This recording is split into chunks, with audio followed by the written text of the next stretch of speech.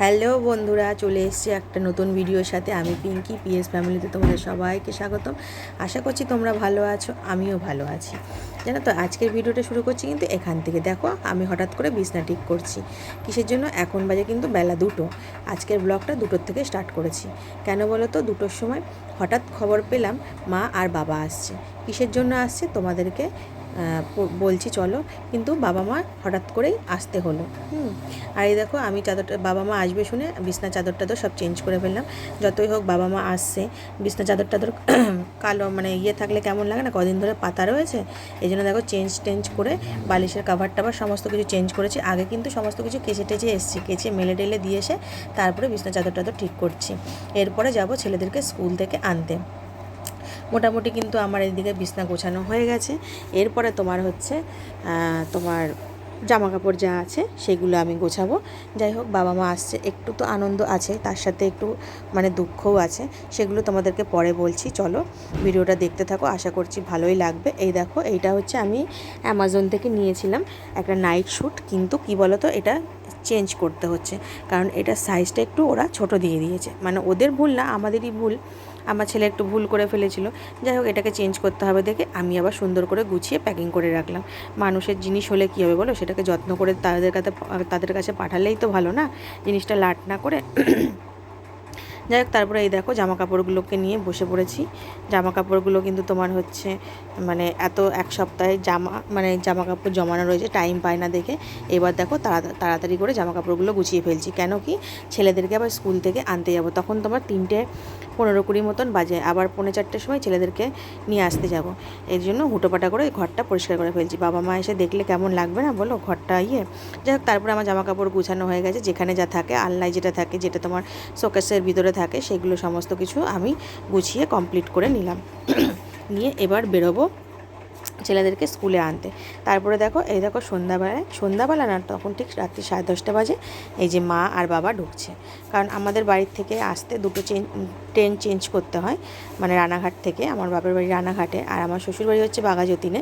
এবার আসতে তোমার দুটো ট্রেন চেঞ্জ করে বাবা তখন ঢুকেছে। এই যে আমার বাবা আসছে, আর ক্যামেরাম্যান হচ্ছিল আমার ছেলেরা, বুঝেছো, ছেলেরা ধরেছে। আর মা গেছে। এই যে গামছাটা দেখছো, এটা হচ্ছে আমাদের বাড়িতেই তৈরি, বাবা নিয়ে এসছে আমার জন্য। মানে বাবা বললো, এই নে তোর জন্য নিয়ে এসছে, এটা একটু বড় বড় তো, বড় করেছি, তোর সুবিধা হবে। যাই হোক, তারপরে দেখো বাবা বললো একটু চা কর, লাল চা কর, খাবো। তখন তোমার বাজে 10:30 মতন। তারপরে এই দেখো লাল চা করেছি বাবার জন্য আর মায়ের জন্য একটু একটু করে, কারণ একটু পরেই খাওয়া দাওয়া করবে। যাই হোক, এই দেখো চাটাকে ছেঁকে তোমার হচ্ছে গিয়ে মাকে আর বাবাকে দেবো। অত রাত্রিবেলায় কোনো দিনই আমার বাবা মা চা খায় না, কিন্তু ট্রেনে জার্নিং করে এসছে তো, এই জন্য বাবা বললো তুই একটু লাল চা কর। আর আমার বাবা মা দুধ চাটা খায় না, লাল চাই খায়। এই দেখো নিয়ে গেছি। তারপরে রাত্রে এই দেখো আম কেটে নিয়েছি, আম দিয়ে বাবাকে রুটি দিয়েছি। আমার বাবা আবার রাত্রে কোনো সবজি টবজিও খায় না রুটির সাথে, এমনি তোমার আম কলা মিষ্টি এগুলো দিলে খেতে ভালোবাসে। যাই হোক, এটা বাবার জন্য। তারপরে রাত্রে আমরা সব খাওয়া দাওয়া করে নিয়েছি। দেখো বাবা শুয়ে পড়েছে, আমার বড় ছেলে ওখানে ফোন ঘাঁটছে, আর মা আমি বসে গল্প করছিলাম। আর ভিডিওটা করে দিচ্ছিল আমার ছোট ছেলে। বলছে যে সবাই মিলে, আর মা থাকলে তো জানোই কত গল্প হয়। মাকে এতদিন পরে পেয়েছি, যতই ফোনে কথা বলি না কেন। তারপরে তোমার হচ্ছে মায়ের সাথে গল্প করে এইবার এই দেখো পরের দিন চলে গেছি কিন্তু বাবাকে নিয়ে তোমার হচ্ছে ডাক্তারের কাছে। অ্যাকচুয়ালি বাবা মা এসে, বললাম না তোমাদেরকে পরে বলবো, বাবা মা এসে তোমার হচ্ছে ডাক্তার দেখাতে, বাবার একটু প্রবলেম হচ্ছে, তার জন্য বাবাকে নিয়ে চলে এসেছি। এ দেখো এখানে ডাক্তারের চেম্বার, ডাক্তার বসে ডাক্তারকে দেখাতে।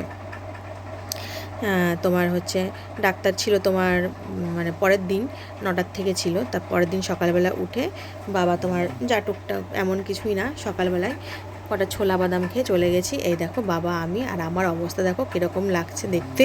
সকালবেলা উঠে তো আর সাজগোজ করিনি, কোনো রকম স্নানটা করে বেরিয়ে গেছে মাথায় সিঁদুরটা দিয়ে। আর ভিডিওটা না ঠিক মতন করতে পারিনি, জানো তো।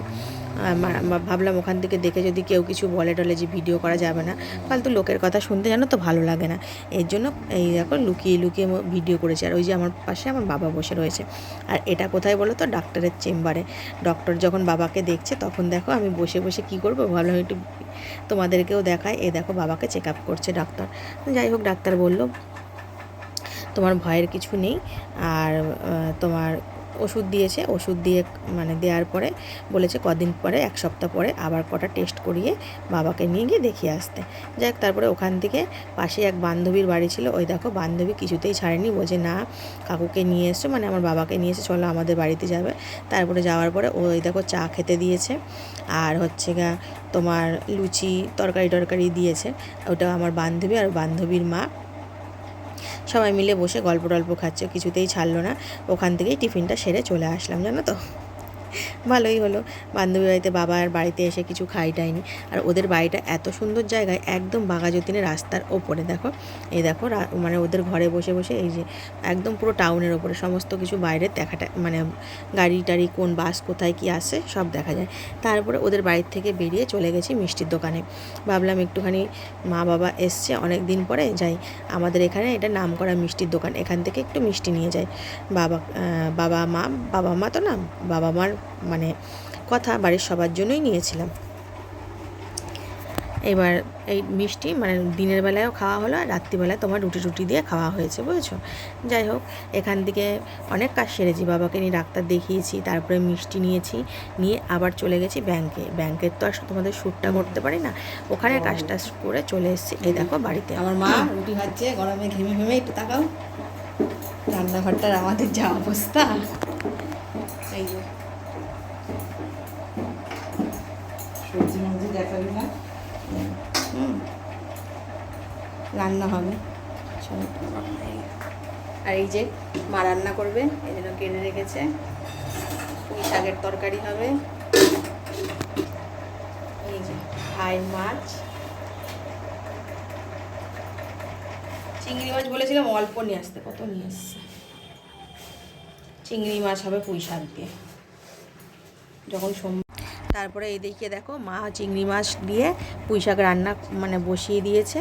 তা আমরা ভাবলাম মাকে বোধহয় কয়দিন থাকতে হবে, যাই হোক মাকে আর কদিন থাকতে হচ্ছে না, মা চলে যাবে, তোমার বাবাও চলে যাবে আবার, তোমার 1 সপ্তাহের মাথায় ডাক্তার বলেছে আসতে, 1 সপ্তাহের মাথায় আবার আসবে। তারপরে যাই হোক দুপুরে খাওয়া দাওয়া করে বিকালে চলে গেলাম একটুখানি তোমার মলে চলে গেছিলাম, যে আমার ছেলেরা হঠাৎ ঠিক করেছে দাদুভাইকে গিফট করবে।